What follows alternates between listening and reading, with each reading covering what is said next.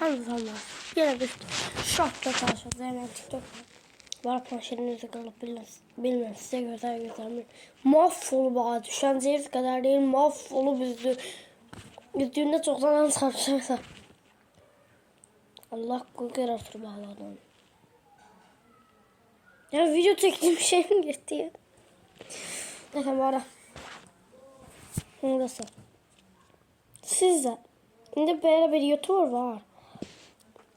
Var telefon marjına. İstediğine çekerim bak. Al yine al. Bastırayım. Ha. Diyor ki sesi 3x yaptığında bomba atıyor bilmem ne. Zamanın %18 zaten setim. Sizde niye? Çünkü aramızda çok yanlış takipçilerimiz var. Türkiye doğrudan doldu diye doğrudan doldu. Ona göre onlar deyip ki yakın onlar eleyip ben de eleyim. Ama bir de bakıyorlar ne? 18 yalansın ne bileyim sana yalansın. Yani dostlar.